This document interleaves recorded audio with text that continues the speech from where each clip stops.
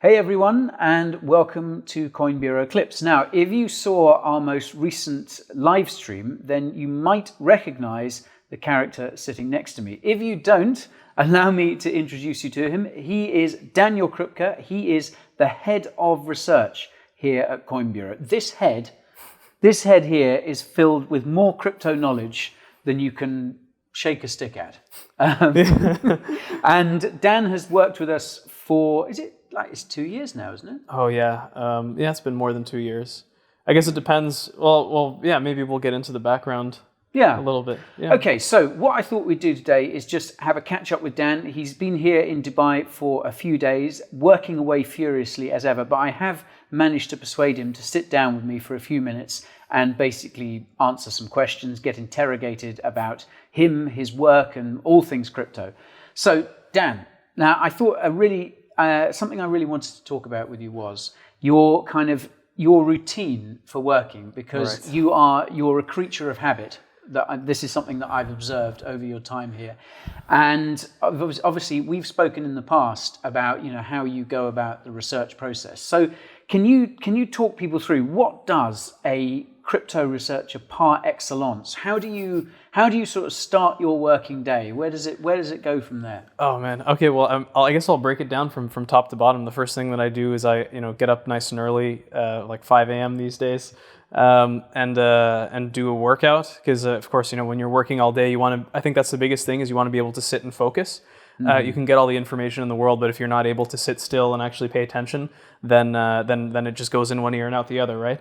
Mm-hmm. So by working out in the morning and having a nice breakfast, staying hydrated, all these pretty basic things, then it makes it that much easier to focus. And so the first thing I do in terms of work is I basically have Brave browser. That's my go-to. But in the settings, and I'm pretty sure it's on every browser, you can basically put the list of websites that you want to see when you open up the browser. So I literally have, when I open up this the browser for the day, then I think I have 25, 30, maybe even 40 tabs of just all subreddits. There's a few subreddits. There's basically every single crypto news site, or at least the major ones, the biggest 4 or 5 ones. CoinMarketCap, CoinGecko, basically Glassnode, Google News, Twitter, of course. I mean, obviously that's the main one. Gotta go on Twitter. But basically, I go through. That's kind of how I start my day. Is it takes me between an hour and a half to basically go through these 40 or 30 or 40 tabs. And that basically kind of gives me an idea of what's going on, or what's basically happened, I guess, since I went to bed. The crypto space is fast moving, so you have to kind of keep up with it. And I basically take note of any relevant headlines, and these are things that we of put into our weekly news. Cool. So that's kind of how I start my day, and then after that, I just spend the rest of the day just going through and basically, I guess, not continually refreshing, but I suppose you could say taking lots of notes. A lot of notes, typically it's, when we're working on these videos, sometimes, and again, it's not even including Guy's side of the research, but just on my side of the research, can be 20, 30, even 40 pages sometimes for some of these things. And when it comes to, specific crypto projects we've mentioned in our videos, that I'll basically go through I go through everything. I go through all the interviews. Kind of what I double up is I listen on 2x speed. And that's why I talk so quickly. And then when I'm eating or whatever, or even in the morning when I'm making breakfast, I'm listening to macro podcasts also on 2x speed. And just trying to and really trying to I try and fill in the gaps with macro, just because I think everything's so interconnected these days that you have to be aware of what's going on in geopolitics and commodities and all this interest rates, of course, all what the Fed is doing. But yeah, I guess that's kind of my day, and I basically do that until I'm at it. Let's say assuming I'm not late, then I'm at it from 9 a.m. to 7 p.m. Play a little bit of music before bed, and then in bed by 9 p.m. and do it all again. And this is the 7 days a week. So it's a lot of work, but I love what I do, and I guess it reflects in the Coin Bureau as well. Yeah, man. Yeah, I mean, so much of the information that you see up on screen, and so much of the information that I get the privilege of presenting to you guys, it comes it comes from Dan's efforts, and me and some of the other guys here are involved in the research as well. But I have to say, like, Dan just leaves us all standing in the dust when it comes to these sort of things. And I mean, I guess it's like, obviously it's a question of loving what you do above all else. But I think you seem to have like an incredible kind of focus as well, which I think is one of my big problems. Maybe I'm just getting old, but like I find I can work for sort of extended periods, but like I get fidgety and then I lose the plot. And I mean, I can't write anything like as quickly as you do. Yeah. Well, I think it's the again, it's that getting that exercise in the morning. I honestly think that helps a lot. But I forget. I think it was Mark Yusko, or however you pronounce his name, Morgan Creek Digital. I think that's the guy. He mentioned something that I'll never forget, and he said focus is the greatest superpower. It's like if you can focus on something, then you're like unstoppable, and that's what I really try and and of course I spend lots of my day working, but everything I kind of do is to try and make sure, like you can't just force yourself to work. You have to try and find ways to like accommodate that. It's like sleeping well, eating well, exercising a lot is kind of like a means to an end, I guess. It's like you have to kind of like take care of everything you're doing outside of your work, because sometimes I'll have days where I'm only working for like 5 or 6. I managed to squeeze in that like 8 or 9 or 10 hours into just like 5 or 6 hours, and it's because I'm I did all those things really well, and I'm able to just be hyper focused for like this long period of time, and especially if I have some like nice music going, some vaporwave, then I can literally just you just power through it. But anyway, sorry, I'm rambling. So my next question is it's a two-headed question. Like, do you ever relax? And if you do, what exactly do you do? No. I don't think I ever relax, and it's funny because I have even guys, even you've been concerned about like, Dan, like, do you need a little bit of a breather? I'm like, no. As long as I get my sleep, as long as I'm not suffering from food poisoning or something, then I just keep going. But yeah, what I would do to relax, I'd probably just listen to more macro podcasts, or like, honestly, if I had the kind of like extra time, then I would probably read. There's a lot of books that I want to get to that I haven't had the time, because and I like to read books all at once. I don't like reading just like a few chapters. I like to basically sit for like that 12 or 14 hours and just blast through the whole thing. Wow. And just spend a whole day doing that. It's just more efficient, I find. But maybe that's that's just my style.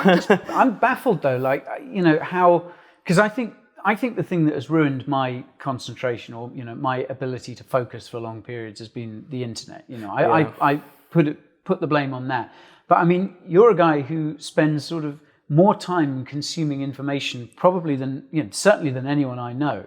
I'm sure you're up there with in the top percentile on the planet. But yet you still seem to have this incredible focus. It's weird. Like, I don't think I know. I love to read as well. But I can maybe sit there for an hour and read even if I'm really enjoying it, and then I've just like physically got to get up and do something else. But you can just keep going. Yeah, I think a lot of it is part of that. I have this like personality trait that I like to like push the limit of things, and if I kind of like apply that to myself, so to speak, it's like I've had days where I was like researching for like 18 hours, or even longer, or like pulled all-nighters like researching. I'm trying to think of like what the longest one was, but like when you're kind of in that state when you're starting to feel tired and unfocused and whatever, I almost see it as like a challenge to myself to try and break through that barrier, and so far I've managed to do that every single time, which is amazing. But at the same time, that you do kind of have to be careful and remember that you still are kind of like a human, and that's the part that I forget about. Sometimes you just get sucked into it, and you just you're in the information metaverse. Yeah. Someone trademark that, or tell Mark Zuckerberg. All yours, guys. Yeah. So you're talking about the fact that you're listening to a lot of macro stuff, and obviously if you follow our main channel, Coin Bureau, then you'll see that we cover a lot of that macro stuff in a lot more detail now, because it's so fundamental to a lot of what's happening in crypto. If you want to understand why the crypto market is generally, when FTX isn't blowing up, for example, but so much of why the crypto market moves these days is because of things happening in the wider world, and that's obviously something that's changed. That has come in just in the last sort of few years and stuff. Anyhow, my question to you, Dan, was, what for anyone watching who wants to kind of dig deeper into all that macro stuff, and obviously watching Coin Bureau is a good place to start. But like, what podcasts, what resources do you think, or what have you been listening to? Well, I mean, I really like what's the one there? I like Real Vision Finance. I'm not going to speak too much about Raoul Pal. I think he's a little. And again, like, this is something that I think all of us fall victim to, is that when you're really surrounded by people that like share your own view, then you kind of have like, Raoul has for some things he's a really good narrative, for others not so much, but I mean that's the case with everyone, probably even including myself. But anyway, I actually like Kitco News a lot. I know that they focus more on like gold and all this stuff, and they tend to have, like, I guess you could say, like more like mainstream guests. But in general, it's like it's really interesting that in the world of macro, at least like this Twitter macrosphere, it really does seem to be like the same group, I would say, of like 10 or 20 or 30 macro guys, and you just find them everywhere. So it's almost like the medium doesn't really matter, because the source is basically the same. It's like the same 10, 20, 30 guys that are now getting lots of attention because they're making really good calls, and they're and they also have contacts, so they will interview people that are kind of more on the periphery, that are people like me that are always researching, but they manage to dig them out just like this to discuss something in commodities or in the bond market or whatever. So that's what I would just say is like focus less on like the people who are interviewing, and find just find like the core people. Like, I guess I can drop a couple names, like Alfonso Peccatiello, if I have the name right, Andreas Steno Larsen. I really like Mike Green, Jim Bianco. Definitely Joseph Wang, he's like a former trader of government bonds at the Federal Reserve, so he has like some really crazy insights like into and it's really interesting, and they explain it. You'd be, because it can be intimidating, but you'd be surprised in like how simply they explain it. And then once you have a grasp of like these core concepts, then you can really you start to see things. And just, sorry not to go on too much of a tangent, but the one thing that's really interesting is I think that it's the reason why it's so hard to keep track of the markets is because sometimes it's commodities that's moving things, sometimes it's interest rates, sometimes it's something political, sometimes it's something crypto specific, and there's no person that can be aware of all the moving parts at the same time. And that's why it's interesting, is occasionally you'll get a guy who has like a couple right calls, and it's just because in that particular time the market was moving because of something that he's an expert in, and he actually managed to make the right call, right? So it's like, now it's because commodities and like the commodity dudes are just like making big bank, and they're all over the press, and like they're like forecasting the future perfectly, but it's just because we're in this specific regime where it'll eventually shift to something else, and they're going to be wrong and the next guy's going to be right. And what I try and do my best is like keep track of like all the different things, and see if I can get a holistic view, and it's extremely difficult. I think it's impossible for me to be able to keep up with that, like, as a human being. And so but I do my best. Yeah, man, you're making a valiant effort to do it. Yeah. And I mean, I guess on that score, even a stopped clock tells the right time twice a day. So if you're looking at enough clocks, you're going to get exactly. I look at all the clocks. Yeah. So and in terms of kind of crypto resources, podcasts and websites and things like that, what are your kind of go-tos? Who do you think is doing the kind of best stuff in that sphere? That's a really good question. I honestly, if we're talking about, do you mean like crypto projects specifically, or? I think more like sort of more resources. I mean, we might, if we've got time, talk about some crypto projects, but I'm thinking, other resources that people can tune into, because I always say, like, I hope that we always strive to be the best resource for crypto that we can be, but I would always say, you shouldn't just have one place where you go to do your research. And, one of the things that we've always tried to do with Coin Bureau is kind of pique people's curiosity. So they're incentivized, they're influenced, if you like, to kind of go out and learn more. So like what kind of crypto podcasts or crypto news sites or crypto kind of people do you find valuable to listen to a lot? That's actually a really good question. I'm trying to think, because there's just so many resources, to be honest. Like, I honestly think that this might sound weird, but I honestly think that keeping up with the crypto news is kind of like the biggest thing. Mm-hmm. And like, it's more important almost than anything. And besides that, like watching interviews with founders, which, there isn't, unfortunately, one that I actually think is really good at interviewing crypto founders and like projects is Epicenter podcast. Okay. I'm pretty sure it's still co-hosted by the Sunny Agarwal. I can't remember the name of the other co-host, but they're really good. Like, they spend over an hour typically just like really digging down, and they ask the right questions. I think that they're one of the best. Bankless is also really good. Those guys Of course, are great, they're really good. But I find that they're like a little bit more soft and like chill, like down to earth. I really like people that like to drill in and like really drill into the founders. Once upon a time, this blockchain Brad chap, who's a little bit I haven't seen anything by him in a while, but there are a few interviewers, and I'm trying to remember which ones. Laura Shin's also really good at that. She's great, isn't she? Yeah. Laura Shin is also really good at digging down. But I find that she does it. She focuses more on like kind of like and of course everyone does that. They focus more on like what's happening, whereas like these epicenter guys and even another good one is the Whiteboard series by Near Protocol, where they ask founders to come in and explain how the project works, and it can get extremely technical. And if you're kind of on that side, then you might enjoy it. But even if you don't quite understand what's going on, you can just like watching two guys that are really good at coding tear down like another project.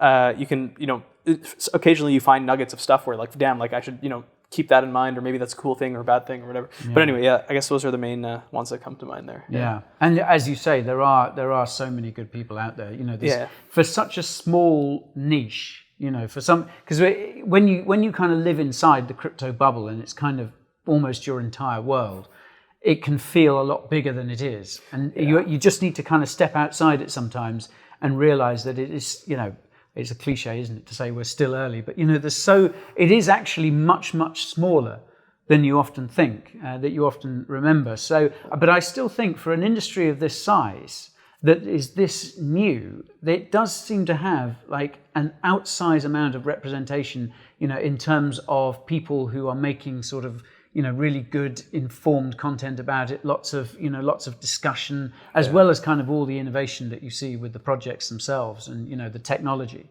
And of course, I think for me, I mean I'm at the stage where I just like hearing people talk about crypto, which is why I like things like Up Only TV and things like that. It doesn't need to be necessarily a kind of structured interview or anything like that. Just listening to two people kind of just chat away about it, and kind of like this,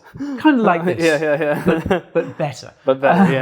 So let's talk crypto more specifically then, because obviously here we are. We're talking at the end of one of the most difficult weeks that crypto probably has ever had.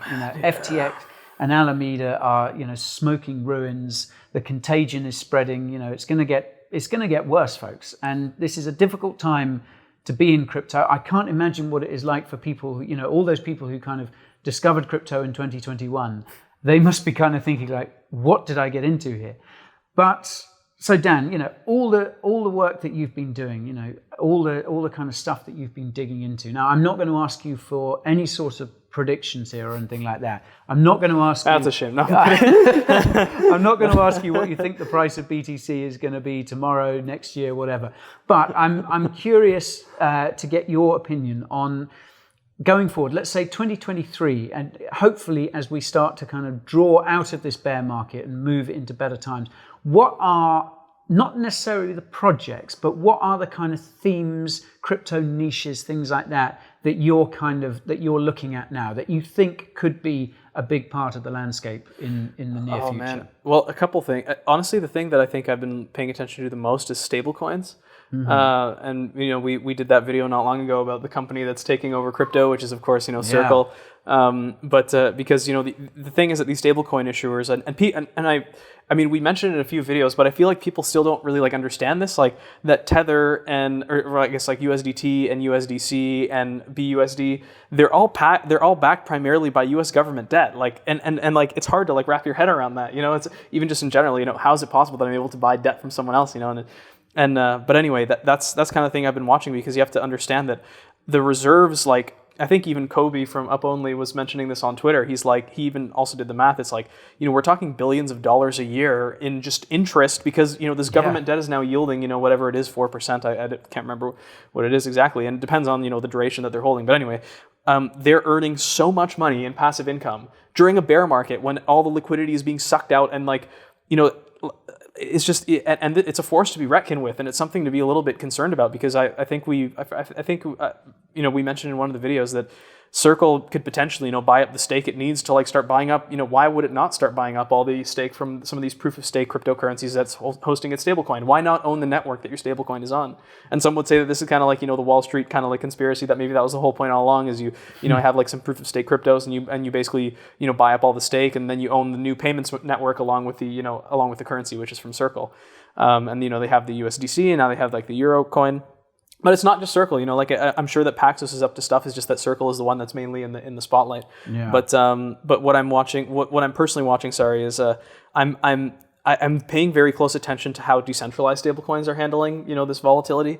I don't really want to name any names just so people don't start, FOMOing in, but just keep an eye out on do your research, find some decentralized stablecoins, see how the peg has been holding up. You'll find that most of them is garbage, but there's a few that are holding up well. And I think that if they manage to basically ride out, because I still think we're going to have one leg lower in the crypto market, unfortunately, as a consequence of this or something else of FTX. I mean, but I think people don't understand is if you can build a robust decentralized stablecoin, it's incredibly powerful. And I can't remember who it was that said it, but after Terra collapsed, I think it was in one of these macro podcasts, and the guy basically said, I can't remember who it was, but he basically said you don't understand, people they will try and do a Terra thing over and over and over and over again, because if you can make a decentralized, I would argue that we already have a decentralized store of value, like a decentralized, a decentralized money, something that, but we don't really have a decentralized currency, like an actual, something that you would actually use for day-to-day transactions, because no one's going to, Bitcoin's too valuable in my opinion to be using for day-to-day transactions. But, the holy grail is if someone can make a decentralized currency, besides having decentralized money, having a decentralized currency is that's the second pillar. That's one of the most important things in crypto. And people will continue to throw billions and lose billions in pursuit of that goal. And chances are that some projects that survive this bear market might be kind of like the predecessors to what ultimately becomes a decentralized actual currency, but stablecoin of some kind. But anyway, sorry, and of course, for those people sort of trying to eye the next big niche, obviously, whichever project it is that is supporting that decentralized stablecoin that finally worked, and of course other centralized stablecoins as well, which means that I think the case for layer ones is going to continue. And I guess those that have the most stablecoin liquidity on them and the most, I guess, stablecoin transactions, stablecoin use on them, that is going to be a big sign for those layer ones that are going to make it. Oh, 100%. And I mean, if we continue to see the U.S. dollar, this is one of the theses that I have, is that I think if the U.S. dollar continues to rise higher as a result of inflation or whatever else, then you will see people, increasingly trying to hedge themselves. Because imagine a situation where, I don't know, in the UK, for example, they say, okay, we're going to restrict people's ability to buy US dollars, so that there's no capital flight from the British pound to the US dollars. Then, of course, you're going to see lots of people basically using crypto as a way of bypassing these restrictions and getting into something like USDC to protect their purchasing power, and even potentially to start making payments, which is what the European Union, in my opinion, is absolutely terrified of happening. And of course, the main beneficiaries of that would be smart contract cryptos that host these, and Ethereum, of course, because it's the most secure. But Solana was up there, but now it's going to be interesting to see what happens there. But it's just, I mean, that was the bullish case for Solana. Maybe it still is. If the network can be robust enough to handle that, and especially anyway, let's not get into that. We have a video about Solana now up, so you can watch that and see what's going on there. Yeah, and again, that Solana video was pretty much most of that was Dan digging down into into all the fundamentals of this, and I think he did a great job, if I say so myself. So do check that out as well. Dan, I want to just ask you kind of one last question, kind of just on the subject that we were talking about, before. You've said in conversation to me a few times that you think another big kind of thing to watch out for in crypto going forward is this idea of kind of the infrastructure play.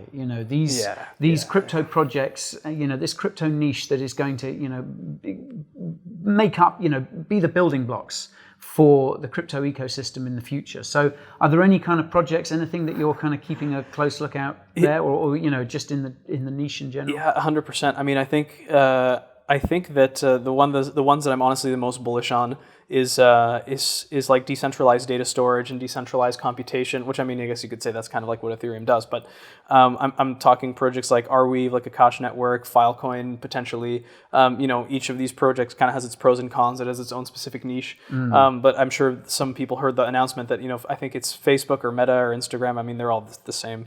We're going to be leveraging Arweave to store this NFT, store the transaction history or whatever, the NFT data, for whatever. Instagram NFTs. On Arweave, which is, I think, Arweave had like, a nice big pump, and then now it corrected and people just forgot about the news because now FTX is in and whatever. But like, you have to understand, like, these are really significant announcements, and Arweave isn't going to be the only one. Like Filecoin also had like a recent, like some partnership with some, I think it was like, I think it was Seagate or something. But anyway, but yeah, like basically ask yourself this is like, are you like, are people going to use stablecoins? Probably yes. Are people going to use NFTs? Probably yes. Are people going to, do metaverse type of stuff? Probably yes. So then ask yourself, what are the cryptocurrencies that will be required at every single layer? Like, the infrastructure, like you said, like that's required for all these things to work. So obviously, smart contract cryptocurrencies is one of them. Oracles is another. But I think the tricky thing about oracles, and I'll, said it before and I'll say it again, that like, for example, something like Chainlink, where Link is used to pay for the data, then when you pay it to like someone who's providing you the data, Link is not, unfortunately, fortunately or unfortunately, depending on who you ask, it's not actually a currency that's accepted as payment. So that person turns around and they sell the Link for fiat, so the net effect is kind of like, and I unfortunately think I mean, from the oracles that I'm familiar with, like that's kind of like that kind of a supply-demand dynamic isn't really going to help its prices. It's just going to have a net neutral effect, in my personal opinion. But anyway, yeah, like, oracles, decentralized data storage, indexing. I think it was the Graph. I think the Graph is doing something like that, where they do, like being able to search through the data. What was another really good one? I'm personally a big fan of like decentralized live streaming stuff, like LivePeer, Theta, which it's unfortunate. Like I did quite well on my Theta investment, I must say. But no, like these are projects to watch out. Decentralized social media, like Lens protocol, stuff like that.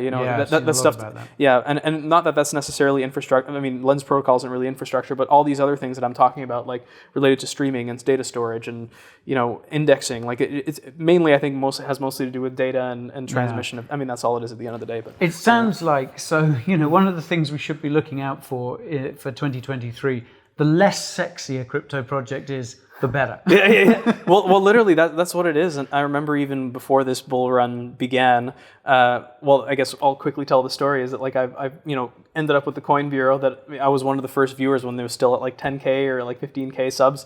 And I was watching through every single video, because what I was doing, I researched like the top 100 or 200, or I think it was maybe 200 or 300 cryptocurrencies by market cap. I just like quickly did like an analysis of, this was in December 2019.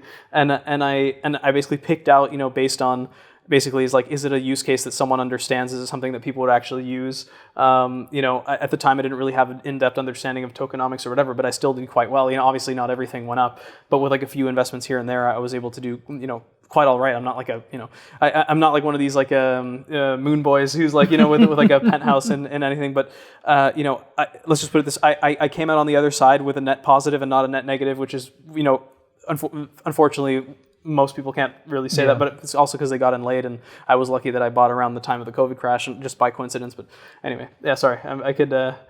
You could go on all day. I could go on all day. I mean, like, it's you're hearing the direct feed into my brain. Unfiltered. Exactly. Unfiltered Dan. Unfiltered Dan. Yeah. Oh man. Well, guys, we're going to leave it there, because there's just so much more to talk about, and Dan, I think, is itching to get back to writing again. Yeah, I am.